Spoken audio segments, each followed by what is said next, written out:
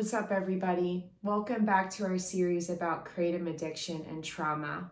In today's video, we're going to get into one of the best aspects of healing from trauma and recovering from our addiction. As you can see, the setting for today's video is a little different than what we normally do, and I thought it was very fitting to film in here today because this is a space that I set up for myself to basically do what I love to do. And that's going to be what we go over today, is rediscovering who we are after trauma and also after our kratom addiction. And this room that I set up in my home is basically the culmination of that discovery that I made over the past few years of being in recovery. So cool. I'm going to get comfy. And as you know, we always start out these videos with me sharing my personal experience, and then we will go over things from a broader perspective. And I also want to give a heads up that at the end of the video, we're going to be looking at this from a faith-based perspective. So I'll let you know when we go into that. Okay, cool. So I hit a point in my addiction recovery, which was also interwoven with my trauma healing process and my CPTSD healing process. And it got to the point where, like we were talking about in our last probably few videos at this point, that I kind of like equate it to like going through a swamp when we're dealing with like the grief and the sadness and the pain part of the process of healing from trauma and addiction. And then we also looked at it like we're climbing a mountaintop to a mountaintop, climbing up a mountain as we're healing from CPTSD, trauma, addiction, all of those kind of things. And I look at it like that because there's a lot of work that we put into this process. But we get to the point where we're able to hit certain points of the ascent where we're able to do some of these cool things like we're going to get into today. And there comes a point too where we stand on the top of the mountain and we're able to look back down on where we came from, and we're able to look at the horizon before us.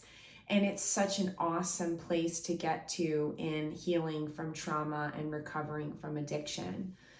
So there comes a point, and I'll go back to like my personal experience. There comes a point where you've put in that hard work. You've, trudged through the muck and the mire of the grief and the pain. You've gone through the hard work of accepting what's happened to you, accepting your addiction. And then the hard work is put in of actually quitting kratom or whatever the substance is. The hard work of actually making sense of like the trauma that's happened to us and being able to learn different things from that and being able to implement changes in our life, both with recovering from addiction and then also in our healing from trauma. So there's all this work that's done. And for me personally, I had put in all of this work. I had gotten through the pause, which was the post-acute withdrawal stuff after my kratom addiction. And I started to see little glimmers of like hope and happiness start to shine into my life. And I knew at that point that, and this was to put a timeline to it, it was probably about a year into my kratom recovery. And I was also doing a lot of this trauma work as well. And so about a year in, I started to see little glimmers of light shine into my life through just like simple joy starting to return again. Being able to see my trauma and what has happened to me in a different way. That was a really cool thing. So there came a point though where like I had just lost 3 years to my kratom addiction, 15 years to my weed addiction. In the mix of that, as you could tell by the last video, I had a lot of like really unhealthy toxic, abusive relationships in my life too that took up a big expanse of time, about 20 years of my life. And then I had also all of this underlying trauma that I had never dealt with.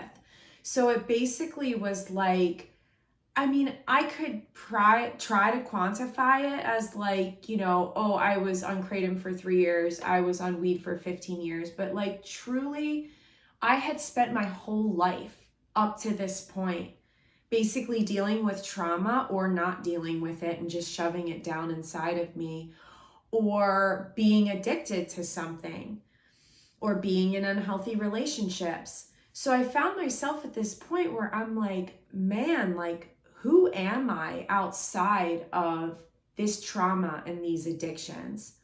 And so there came a point where I had to like rediscover myself in who I was at this point. I'm almost 40 years old when I'm at this, stretch of my recovery and dealing, and healing from trauma and all that kind of stuff. I just turned 40 a couple months ago. So like I was approaching 40 years old, and I'm at the first point in my life where I'm like having made sense of what's happening to me, having put in this work of getting sober and being purely sober and having a grasp on the trauma for the first time in my adult life, for the first time in my whole life. So it was a really interesting crossroads to be standing at, because I'm like, dang, like, who am I?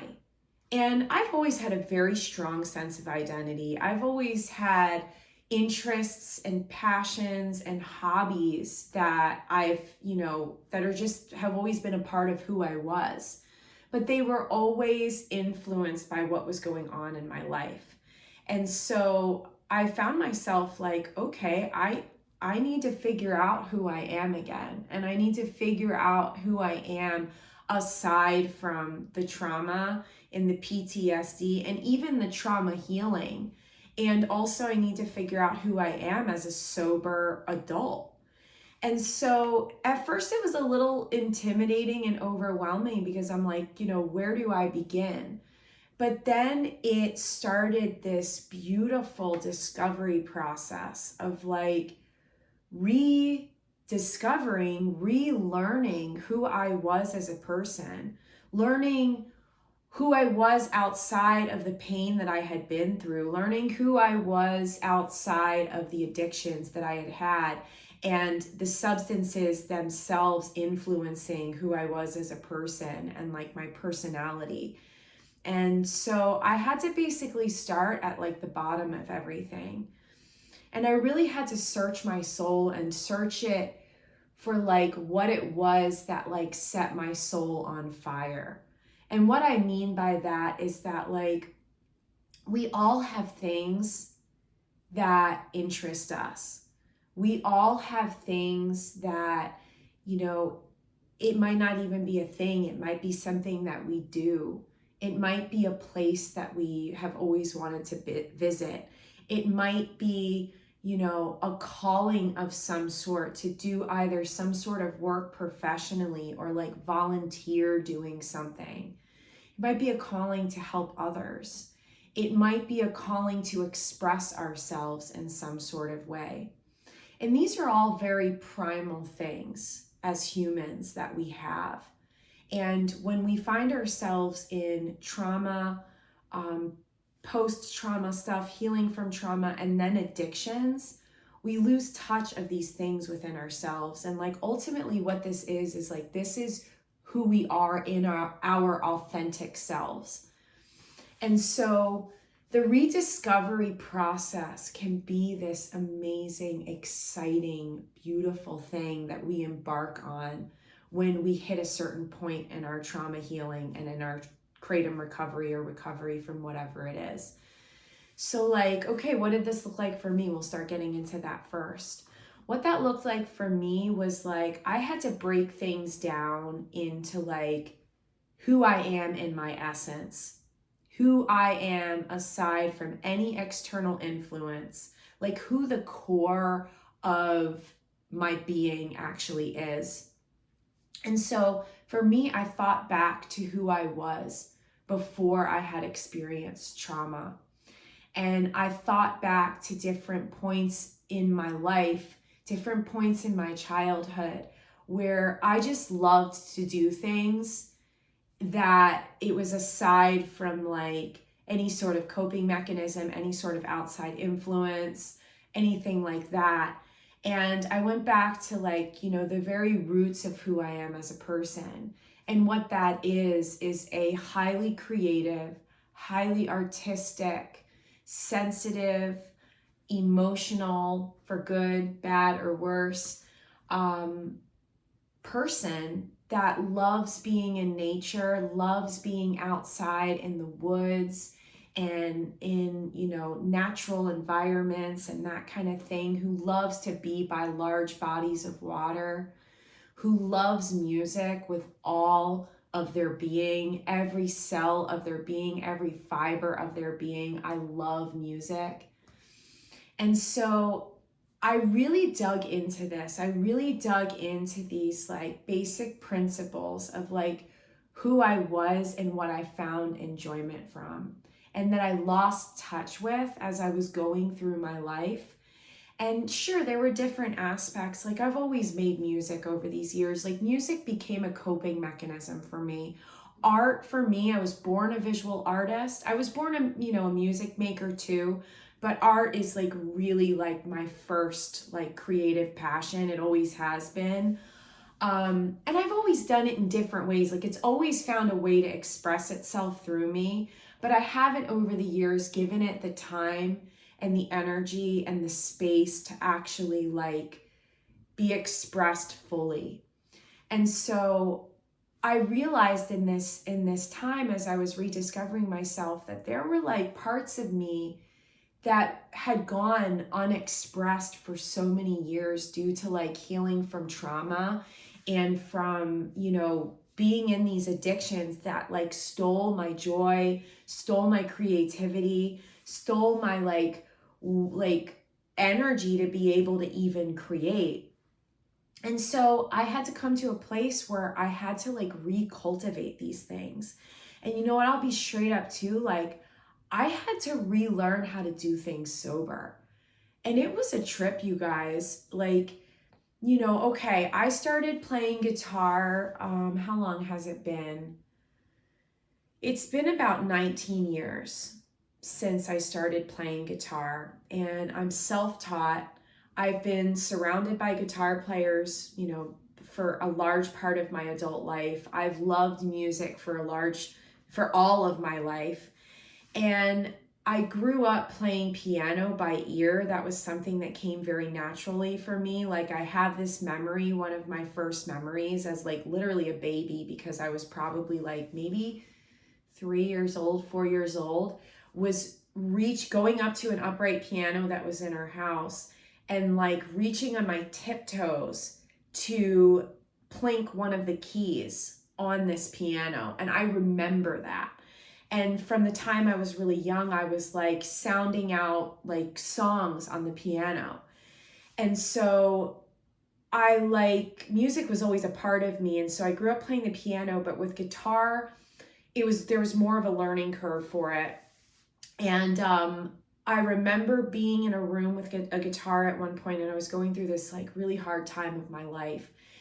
And I looked at this guitar and I like kind of set it inside of myself, and I was like making a pact with myself that like I'm going to learn how to play you. I'm going to learn how to figure you out, because living in Chicago for all of these years, you can't bring pianos everywhere with you.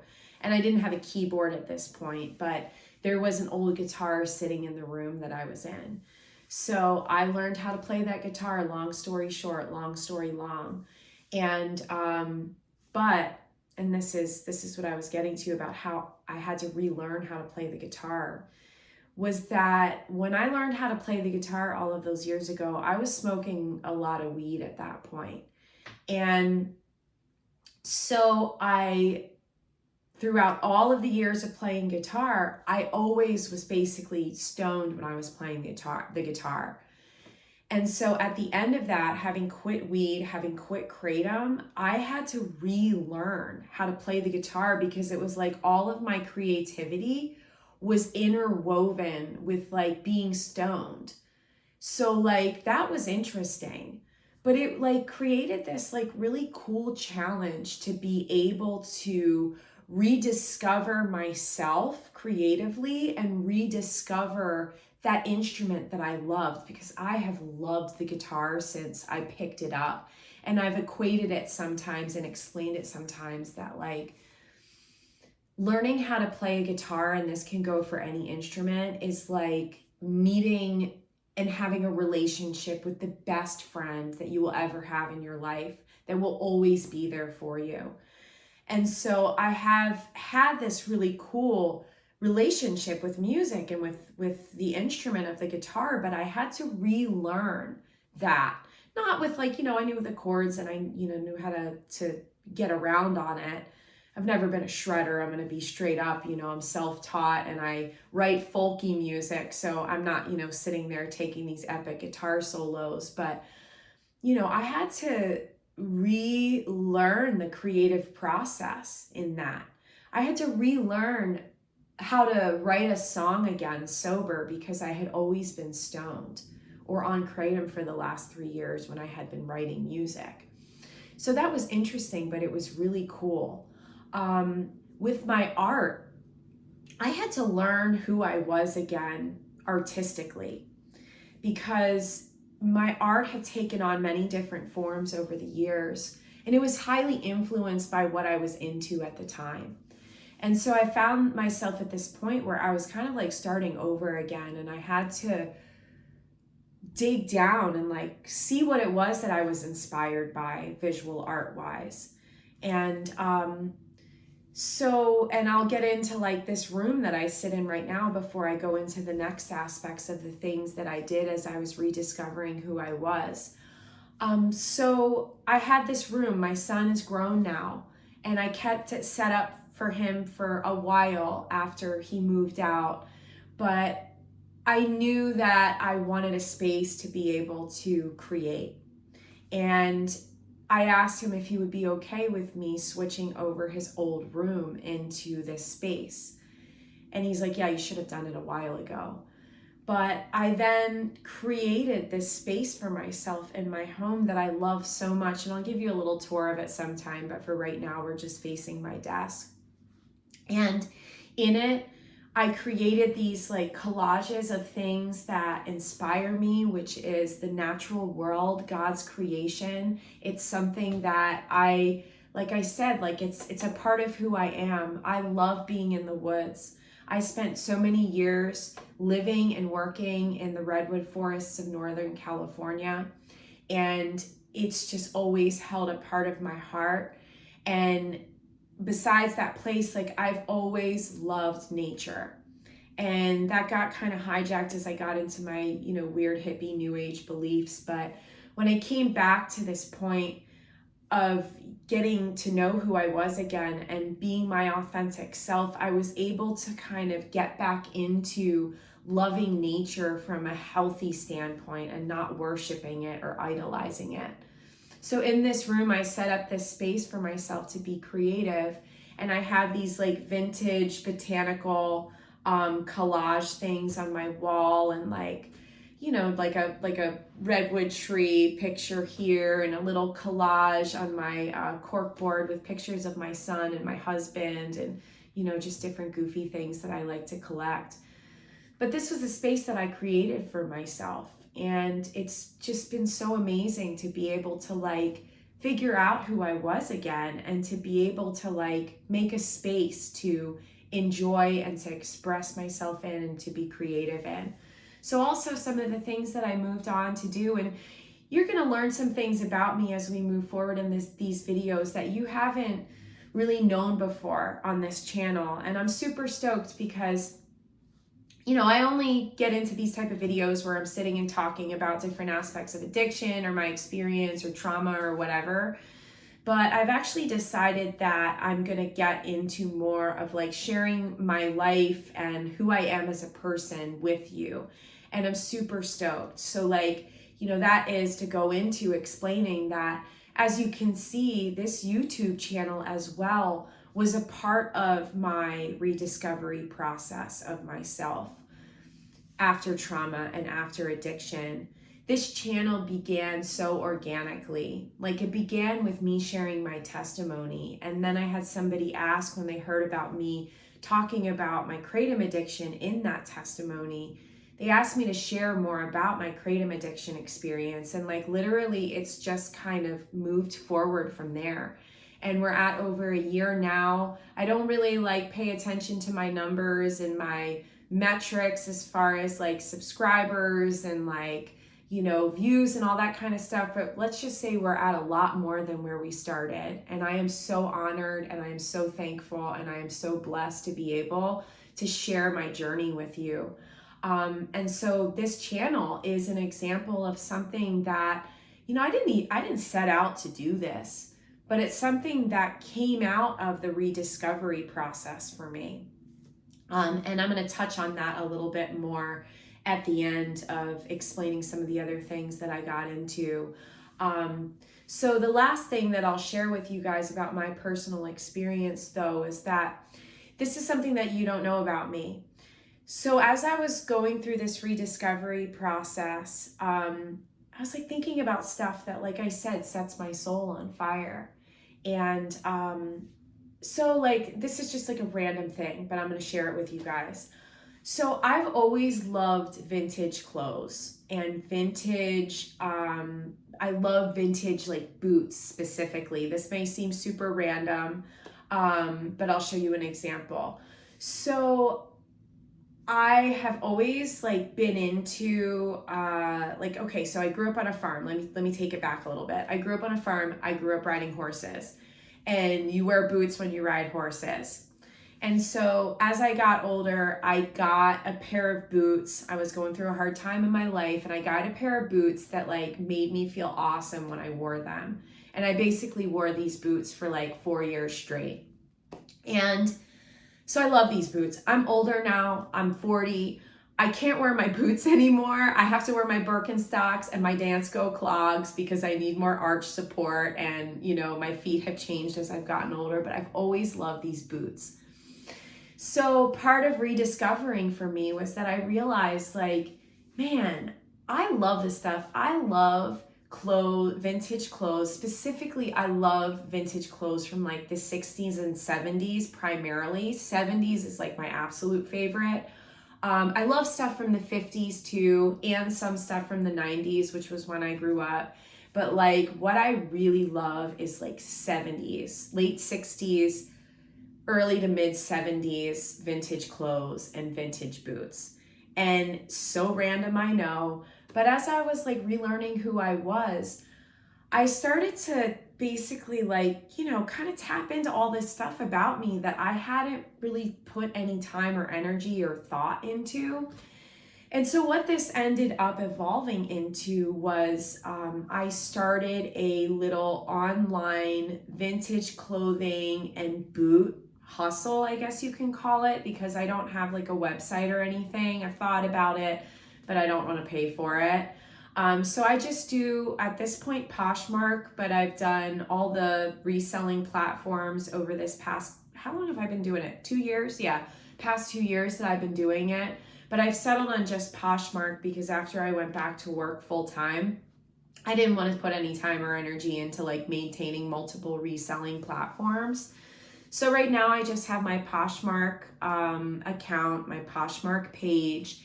And so that's what part of this rediscovery was, is that I love treasure hunting for these vintage boots. They're hard to find in actual thrift stores and stuff like that. So I basically just what I call treasure hunt online. And so I'm actually in my room here. I have a bunch of them here. So they're silly. My main passion is vintage Fry boots, which Fry boots have been around since literally the covered wagon days. And the Fry brand has literally been around for 100 years. Fry boots were worn during the Civil War. And they became a lot more popular in the late 60s and early 70s when they were worn by like the younger people of that time. But because this boot brand has been around for like all of these years, there are some really sweet vintage boots that kind of surface. And so that's part of what I love to do, and part of like my rediscovery process as I was healing from my addiction and trauma was it kind of started as like a personal thing at first, and I like created like a little like collection for myself of like a few pairs that I love, which I always say I'm gonna wear, but I'm probably not because they hurt my feet at my age. But then I started to get into the idea of reselling. And so over this past couple years, I'm not like making a living off of it or anything, but it's been a fun source of like a little bit of extra income. And it's a hobby. I love doing this. I love finding these boots and then going through the creative process of making a listing and posting them to my Poshmark thing. And because I get creative like with my listings and stuff like that. So I have a bunch of boots sitting next to me, and I won't bore you with my vintage boot collection, but that was one of the things that I got into. If you'd like to check it out, my name on Poshmark is Chicago Sugar Vintage. I think my name on there is all one word, but if you look up Chicago Sugar Vintage, I'm pretty sure it'll pull it up. Or if you have Poshmark, you can go on and search for users on there. But if you'd like to check out my page and like what I do over there, that'd be sweet. So that's just some examples, the last one being very random. So now let's bring it in. All right, like how does this apply to you? Okay, cool. Like I just shared some stuff that I was into. I really encourage you at this point to like think about who you are and what it is that sets your soul on fire. Who it is outside of what has happened to you, how much it's hurt, how upset you are at the people that have done it, who you are outside of your addiction, who you are outside of your 9-to-5 job. Like really dig into those core parts of your essence, those core parts of like what it was when you were a small child that brought you joy. Maybe as random as vintage boots or comic books or, a television show or a movie that you enjoyed when you were younger. It may be a creative thing. Like for me, it was visual art and music, but for you, it may be something else. Maybe coloring books, adult coloring books. It may be, I'm just bringing out random stuff, macrameing or whittling or carving or something where you're working with your hands, pottery. It may be something that you've never done before. I've never sold vintage boots before. It may be something that like it's kind of crossed your path and you're like, man, that seems kind of cool. I might want to try that. And so it may be something like that. And I just want to encourage you right now, when you're at a place in your recovery from trauma or recovery from addiction, try it. It doesn't need to be successful. I've tried different stuff over these past couple years where I'm like, I'm going to just try this out and see what happens. And it didn't stick. How I ended up honing into the vintage clothes and the vintage boot sales was I started off just reselling the stuff around my house that I wanted to get rid of. And that was a cool little side hustle before I went back to work full time.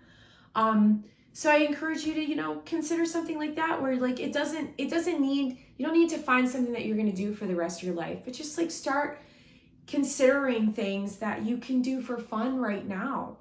One of the things too, I said like, find something separate from your 9-to-5 job, but like maybe it would involve, this rediscovery process would involve a career change. I had worked in the weed business for 7 years. I come from a culinary background where I went to culinary school. I worked in restaurants and catering and all this stuff in the food business, but I left that and worked with weed for a long time. And then I spent the last almost 3 years when I was in my kratom addiction, not working at all. So I had to rediscover who I was professionally, and I knew that I wanted to go back to food. And so I took the time during my rediscovery and rebuilding and reclaiming process that we're talking about right now, and I studied nutrition online. And then I did a couple other culinary certifications just online. That was stuff that interested me. You guys, the internet is such an amazing tool for rediscovery because you can do things like this. You can find little certifications that cost $100. You can find certifications that are free, that you could learn about something that interests you online. And then you can put that on a resume. It doesn't have to be this accredited, nationally recognized college. It shows self-directed learning when you put stuff like that on a resume. So maybe it is something like you want to consider a career change or a shift in focus. So, and maybe too, and we'll end with this before we go to the last part of this video, excuse me, is that maybe it's sharing about your experience that you've had in your addiction and your trauma or complex trauma recovery. Maybe it's a YouTube channel like the one that you're watching right now that I shared with you. This never would have come to be if somebody didn't ask me about my kratom experience over a year ago. So maybe that would be something cool for you to consider. Dude, I think it took me a few months to get 50 subscribers at first. And I told you I don't really pay attention to metrics, but I wanted to reach 50 subscribers because I wanted to be able to do live streams. And so it took me a few months to get to that point. And so what that applies to you is that it's not about who watches it at first. It's about having a way to express yourself and to share what you've been through. And I've done trauma therapy. I've done all this personal work on myself, like what we're going through with in this series here. But I'll tell you what has been so therapeutic for me is sharing with you guys on this YouTube channel. This is therapy to me. Using what I've been through and also what I've learned and sharing it with you guys is so healing. So I want to encourage you right now that if that's something that you've had this little inkling, oh man, maybe I would want to share about this, then do it. And you don't have to do it with your face out on, a video for the whole world to see. You can do it completely anonymously. I have lots of videos on this channel where I just hold my phone up when I'm taking a walk with my dog and I just film facing outward. And, I went down to the lake in a lot of the videos or just walked around my neighborhood. And you don't have to put your face or your name out on the internet. You can do things completely anonymously and share about your experience. And maybe that could be part of your discovery process. So who knows? So, okay, now we're going to get into the last part of this video where we're going to take a faith-based focus. So if that's not something that you're cool with, it's totally fine if you want to click off and join us in the next video. If it's something that you want to check out as well, that'd be awesome. But know that this is never the focus of any of these videos or this channel is to push different things on you. So it's your choice if you want to stay, and we'd love to have you if you want to check it out. So, okay, awesome. So from a faith-based perspective, it was so beautiful, you guys, through my rediscovery process, have my relationship with God be the foundation of me relearning who I was. Because as I hit this crossroads in my life where I didn't know who I was, I knew that I needed to relearn who I was in Christ. And it was so amazing. Because at first I thought and this was one of the reasons why I shied away from Christianity and, anything from a faith base, was that I thought I had to give up everything that I loved basically to be able to follow Christ. And there is an aspect of leaving a lot of parts of who we are and leaving things to follow Christ, but there's also this beautiful element of following Jesus, that like we become our truest, most authentic selves in Him.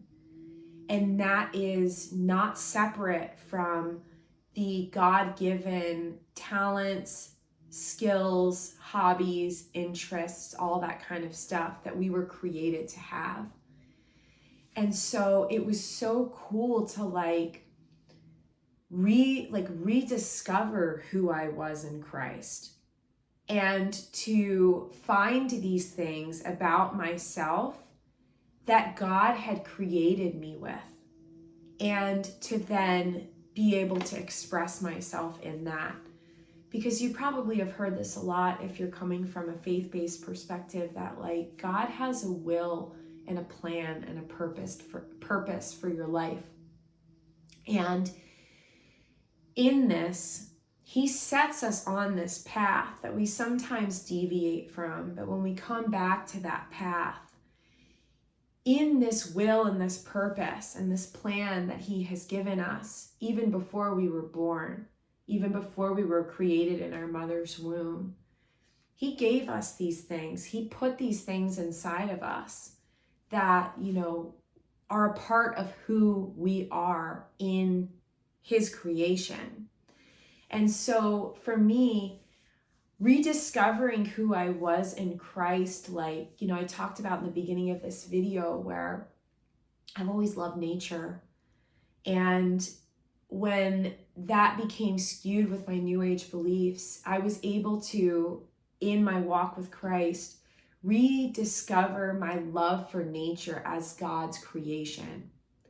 And I was able to not idolize or worship nature, but I was able to look at the artistry of God's hand in nature. I wrote a song over the years during this time. It was called The Master Artist.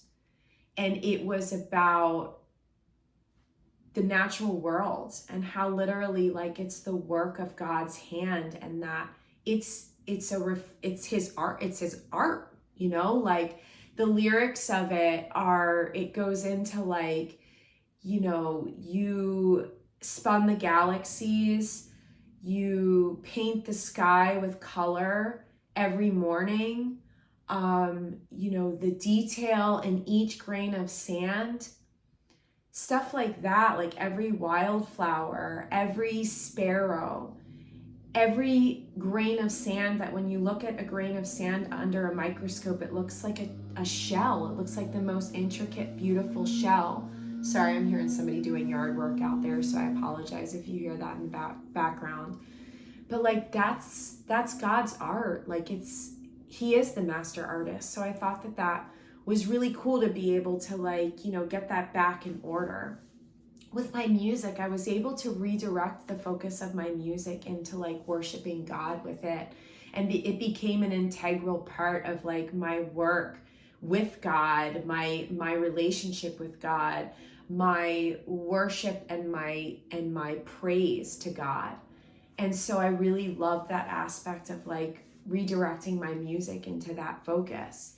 With my profession, I left the weed industry, so being able to refocus professionally into something that I was passionate about, which is nutrition, that was something that it was totally a God thing too, because I was able to start looking at food as nourishment for our bodies, and look at food as medicine. And I don't mean it let food be thy medicine and thy medicine be food, that saying where it kind of takes on maybe it is kind of like that, but not in an idolizing sort of way, but in a let's use what God has given us on this earth, as our medicine, instead of going to Western medicine and taking medications and all that kind of stuff. If that's what you want to do, that's totally cool. I'm not against it. It's just, I found that through learning the things to eat, and that was totally a God thing too, because I was coming from vegan, vegetarian, hippie stuff, and I had to learn what to eat to heal my body. And I basically surrendered myself to God in my healing process from kratom and from trauma. And I am so thankful that God led me to the foods that I needed to heal. So I redirected my career into learning nutrition formally, studying nutrition formally, and then getting back into a food job where I sell natural food as my career. And I'm a cook. I work in a kitchen at a natural food store. So like and I'm so thankful. So like these are different examples of like how God's plan and purpose played out in my life when healing from trauma and recovering from my addiction. And I encourage you as you move forward in this process that go to God with an open heart and ask him to lead you and guide you where you need to go. Ask him and pray for the old things to fall away and for the new to come, and for his help with that, and to give you the strength that you don't have to do it on your own. And I encourage you to reflect on Jesus, reflect on his work on the cross and like what he did for us, and that's the embodiment of God's love for us. It's God's love letter to us. And in that, we can find this beautiful new life and this new creation in him through what he did on the cross. And like reflecting and meditating on, what Jesus did on the cross, I found is a very powerful way to like refocus who we are and what's important to us. So I encourage you to do that. So yeah, guys, this is the rediscovery process, and I'm super stoked that we got to this point where we're almost to the very top of the mountain. The rediscovery process, it's still work. There's still aspects of it that aren't easy. There are still aspects of it that are like, you hit these crossroads where you're like, who am I? What am I about? What do I enjoy doing outside of addiction, and the drugs that I did? Or who am I outside of the pain that I've been through because of what I went through as a kid or whenever your trauma was? So there's work in this. But as we get up to the top of the mountain, which we're going to be getting into in the upcoming weeks of this series, this is one of the coolest things that we can get to in our ascent as we get to the top of the mountain. So I'm so glad that you were here with us today, and I encourage you to think about what sets your soul on fire. I want to give a quick update too, that I've decided that I'd like to, on this channel, go to some different stuff than just our normal sitting and me talking for 40 some minutes like we usually do, or 20 minutes if you're lucky. And I am sharing this with you because this is a part of my rediscovery process, my recent rediscovery process as well. And I touched on lightly that I would like to start sharing more with you guys on this channel, just about like my life and who I am and who I have become in this beautiful process of recovery from kratom addiction and weed addiction and healing from trauma. And so I'm stoked to let you know that I've decided, after this over year of shying away from editing my videos because I don't have a lot of time and I like just sitting down doing our talking videos and then uploading it. But I've decided recently, after a long deliberation, that I'm going to start making vlogs on this channel here, and I'm going to start sharing with you aspects of my daily life, of what it's like to be in 3.5 years of kratom addiction recovery, 3 years of weed recovery, 14 years of sobriety from alcohol, and then, that aspect of it, but also I'm going to share with you just different, things that I do throughout my day. I'm going to share with you more about who I am as a person, which you can probably get a, decent idea of in the videos that we've done so far, but I'm looking forward to sharing who I am in my life. And so I'm stoked. I love vlogs. I don't know about you guys, but I love seeing just little snapshots of people's lives. And, sometimes it's not going to be the most exciting days in the world, might just be being around the house or on a work day. But maybe it will be more exciting, when I go out of town, or when I don't know, I can't give, exciting examples, but just different stuff that I'm stoked on, when I play live music, stuff like that. So I look forward to you sticking around for that as you get to know me more. I look forward to the future of this channel, and I really look forward to getting to the top of the mountain in this series of kratom addiction, recovery, and trauma as we move forward. So I'll see you then. Bye.